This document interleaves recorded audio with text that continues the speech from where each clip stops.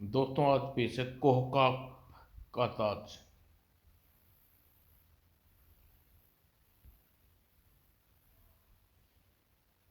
ये कवर चित्र है दोस्तों।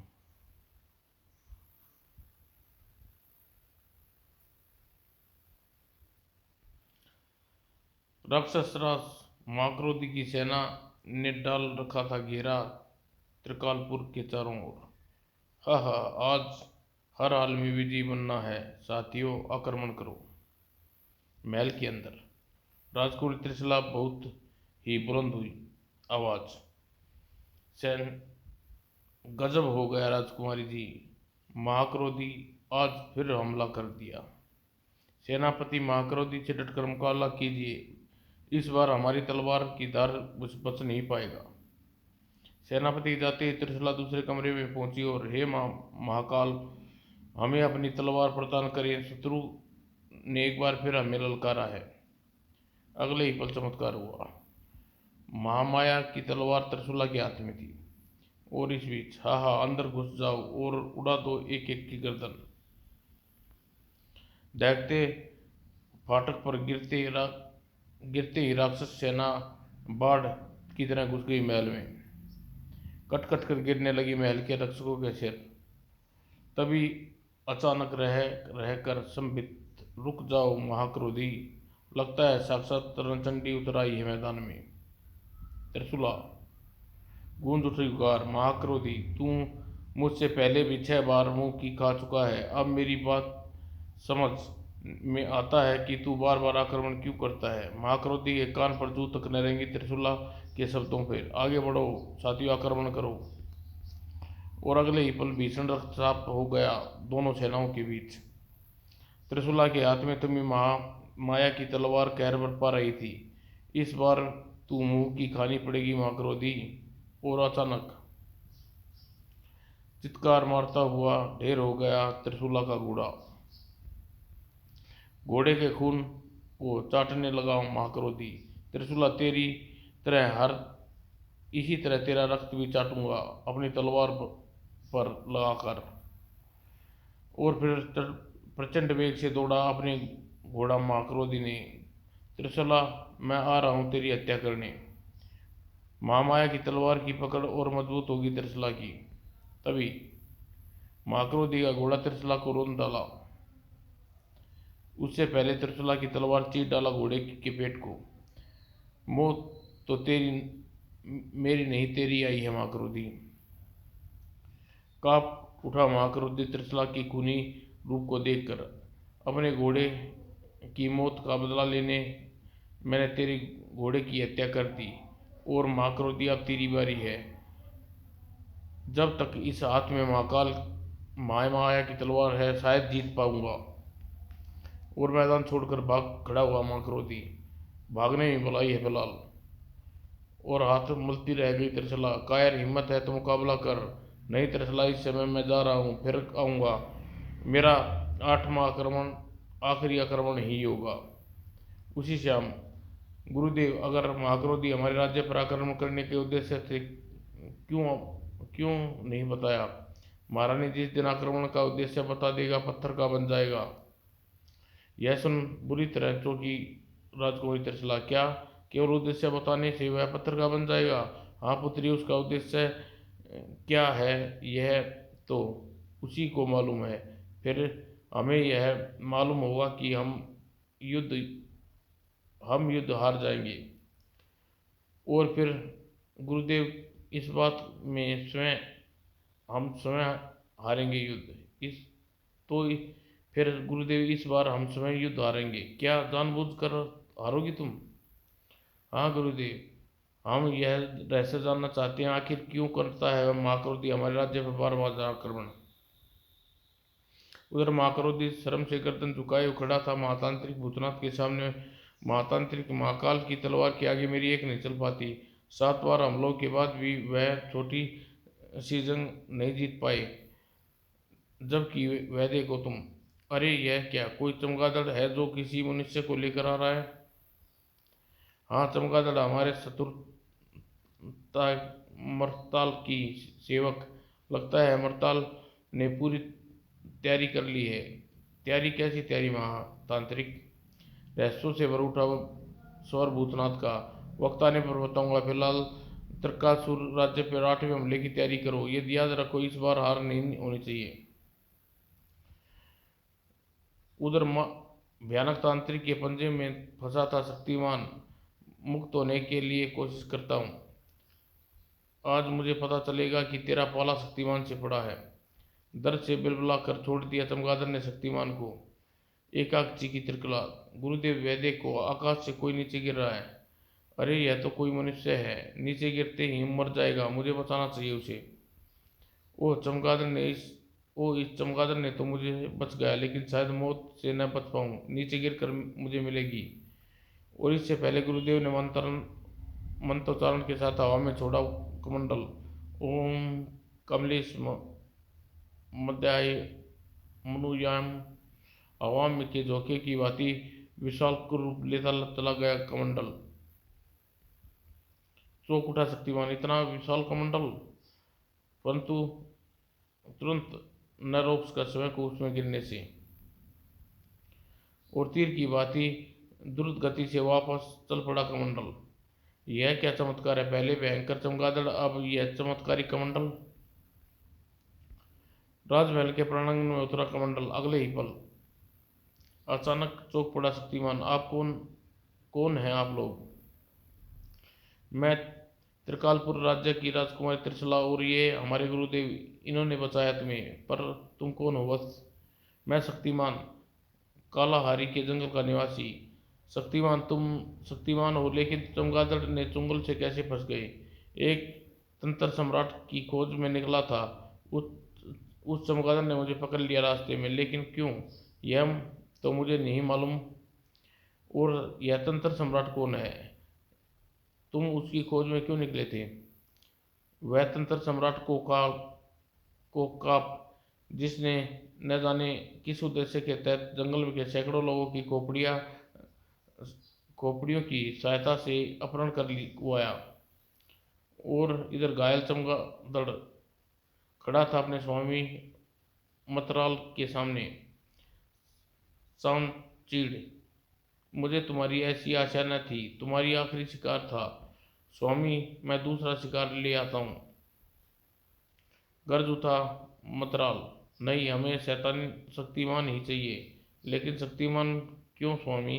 हमें टोंगा देवता से दूसरे की बलि भी चर्चित वस्तु प्राप्त करने का उपाय मालूम कर सकते हैं। दूसरी बलि नहीं, सिर्फ शक्तिमान, क्योंकि 100 बलि के बाद 101वीं बलि शक्तिशाली मनुष्य को देनी होगी। और शक्तिशाली मनुष्य शक्तिमान। ठीक है स्वामी, मैं शक्तिमान को ही लेकर आऊंगा, वरना आपका मुंह नहीं दिखाऊंगा। उधर 8वां आक्रमण करने पड़ा था, जा रहा था राक्षसराज महाक्रोधी। इस बार चाहे जो हो जाए, जीत का सेहरा अपने सिर पर बांधना होगा मुझे। और उधर त्रिशूला युद्ध हारने की ठान ली थी। राजकुमारी जी, राक्षसराज महाक्रोधी 8वां आक्रमण करने आ चुका है। क्या ठीक है, आने दो उसे। इस बार वह जिंदा बचकर नहीं जा पाएगा। नहीं शक्तिमान, इस बार हम ये युद्ध हारना चाहते हैं। फिर भयंकर युद्ध हुआ। हाँ हाँ, सब भाग रहे हैं, डर कर मैदान छोड़कर भाग रहे हैं। राजकुमारी त्रिशूला पर महाक्रोधी ने सपने में भी यह ख्याल नहीं था कि यह जानबूझकर हार रही है त्रिशूला। वह तो पहले ही महल छोड़कर भाग गई। राक्षसराज सचमुच भाग रही थी। राजकुमारी त्रिशूला, गुरुदेव और शक्तिमान भी साथ थे। अभी और कितनी दूर है महादेव आपका आश्रम? वह रहा पुत्री। लेकिन राजकुमारी, जानबूझकर आपका युद्ध हारना हमारी समझ में नहीं आया। इस तरह ठाके लगा रहा था महाक्रोधी अपनी जीत पर। हा हा, त्रिकालपुर पर हमने विजय प्राप्त कर ली आखिर। और महाराज विराजिए सिंहासन पर। मर सिंहासन पर बैठने की बजाय उसने ठोकर मार कर दी माकरौंदी ने। हमने सिंहासन पर बैठने के लिए युद्ध नहीं जीता। सेनापति उदंड हैरान रह गया उसकी बात सुनकर। सेनापति दंडक, तुम तो दूरभाष यंत्र महातांत्रिक भूतनाथ को खबर दो हमारी जीत की। जो गया। और दंडक ने दूरभाष यंत्र निकाला और संदूक की ओर और 7 बार घंटी बजाई। उधर भूतनाथ दूरभाष यंत्र की घंटी बजी। और कौन? मैं दंडक बोल रहा हूँ। तभी दंडक ने हाथ से छीन लिया दूरभाष यंत्र। महातांत्रिक, मैं महाक्रोधी बोल रहा हूँ, हम युद्ध में विजय हो गई। यह सुनकर चमक उठी भूतनाथ की आंखें। बधाई हो महाक्रोधी, तुम त्रिकालपुर पर राज सिंहासन लेकर तुरंत ही यहाँ आ जाओ। भूतनाथ के आदेश सुनते ही दूरभाषी यंत्र छूटते छूटते बचा महाक्रोधी के हाथ से। क्या? हम हम हाँ, हम उसे प्राप्त करने के लिए त्रिकालपुर पर आक्रमण करवाते रहे थे। तेजी से दौड़ा महाक्रोधी और सिंहासन को तो मैंने लात मार कर नीचे गिरा दिया, मगर नीचे पहुंचने पर आप आई गिरा तो यहीं चाहिए था, फिर यहाँ आखिर कहाँ गया? हा हा हा। ठाकी की आवाज सुनकर पलटा। कौन है तुम? मैं हूँ खोपड़ी, और वह सिंहासन मैंने अपने आका तक पहुंचा दिया।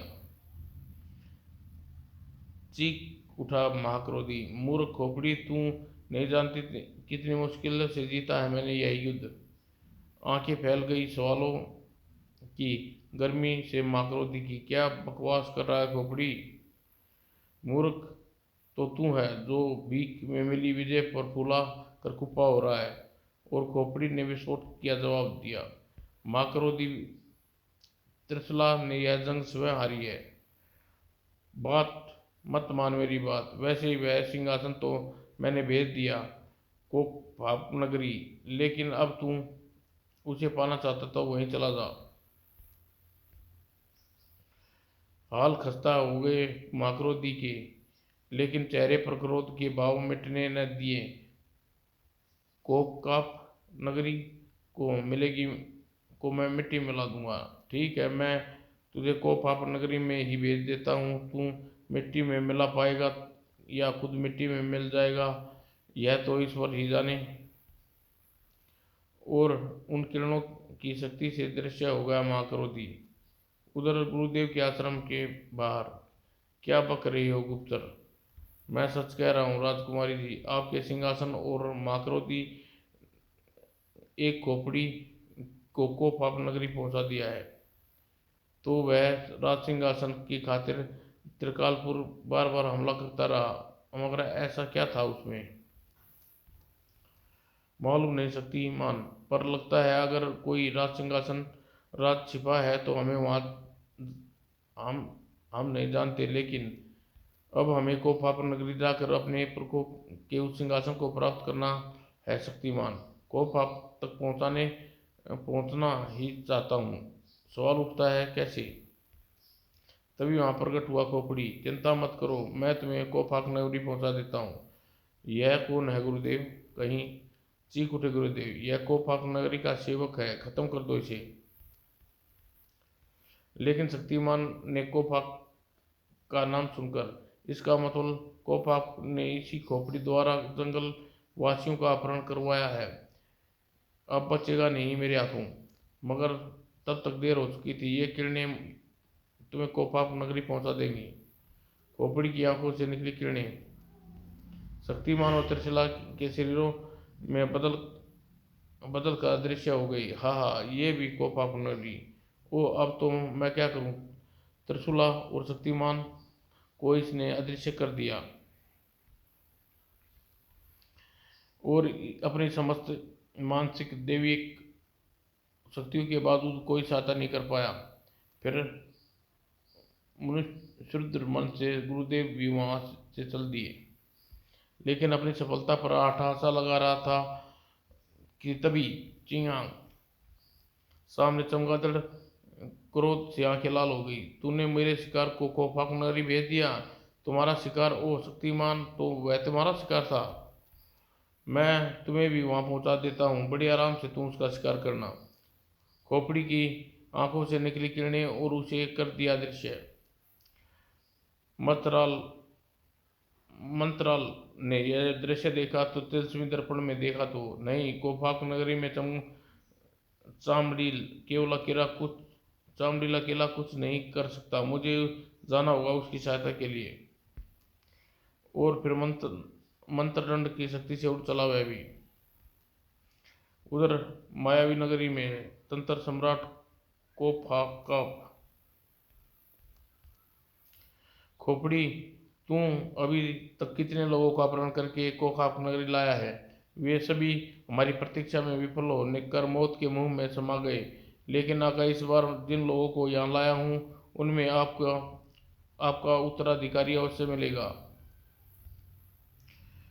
खोपड़ी, यदि तूने ऐसा विश्वास है तो उन्हें भी परीक्षा स्थल पर पहुंचा दे। हम चाहते हैं कि जल्दी से जल्द हमारा उत्तराधिकारी हमारी सारी शक्तियां सौंप दें और अपनी भयानक मौत से पहले। भयानक मौत? यह आप कैसी बातें कर रहे हैं आका? मैं सच कह रहा हूँ खोपड़ी, अब कुछ ही दिनों में मैं दिनों का मेहमान हूँ। शायद तू नहीं जानता कि हमारे पास एक ऐसा ताज है जिसको धारण करने से 1000 वर्ष तक जीवित रहा जा सकता है, किंतु 1000 वर्ष बाद वह ताज धारक एक भयानक मृत्यु पाता है। उस ताज का धारक यदि अब 1000 वर्ष पूरे होने वाले हैं। ओह, किंतु वह ताज कहाँ है? वह ताज इस धरती पर कहीं, परीक्षार्थियों को वह ताज ढूंढ कर लाना होगा। और वो जादूगरनी कांकड़ के तू, हाँ हाँ, मेरा भाई कोफाक इन 10 दिन के बाद मर जाएगा और वह ताज होगा मेरा बेटे डांग का, क्योंकि सभी परीक्षार्थियों की मौत दूंगी। जब कोफाक की परीक्षा स्थल पर एकत्रित हो गए थे सूरवीर परीक्षाओं की परीक्षा देने के लिए। खोपड़ी, यह देख खोपड़ी, इधर ही आ रही है। हाँ, लेकिन मैं सोच रहा हूँ कि हम इस रेत में धंसे क्यों गए? खोपड़ी ने, किरणों के कारण हम बेहोश कर दिया था। जब होश आया तो स्वयं को इस हाल में पाया। शक्तिमान, मैं तेरा शिकार करने आया हूँ। ओह चामडील, बता तूने मुझे क्यों पकड़ा, वरना मैं तुझे मारना होगा। ये परीक्षार्थी एक दूसरे के शत्रु थे और इस राक्षस महाक्रोधी का अंत करूंगी।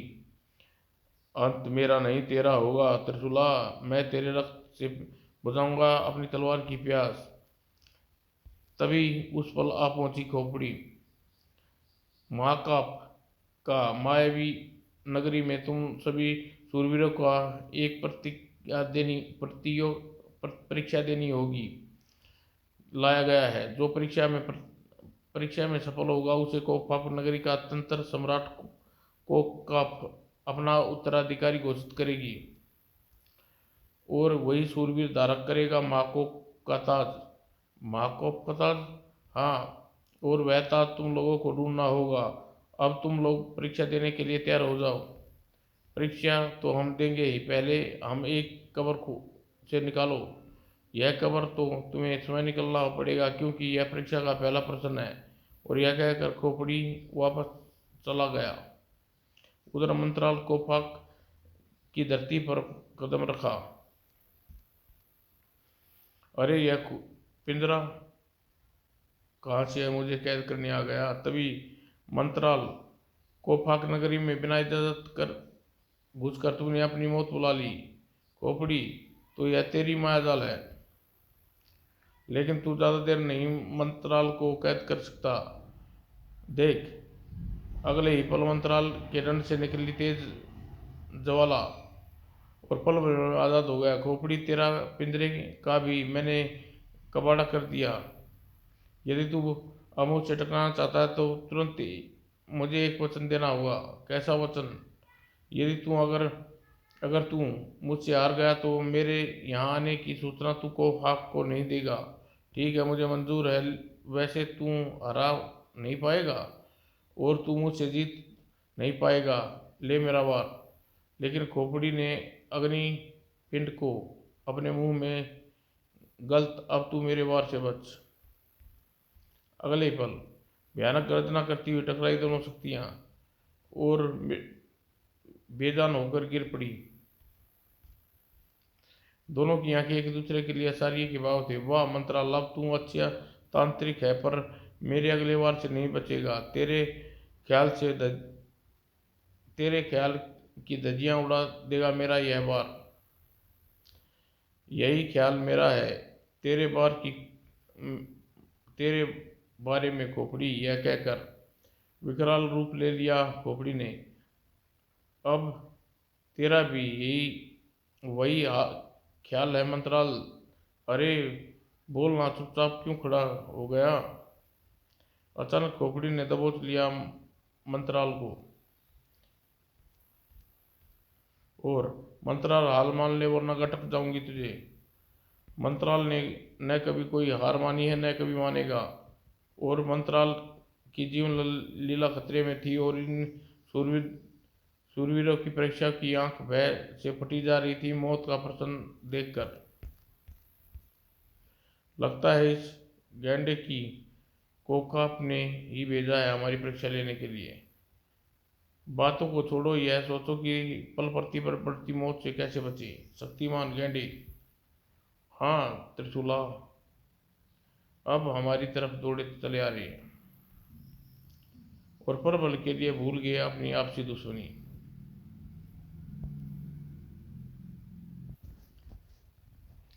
हर चेहरे पर मौन दहशत हावी थी।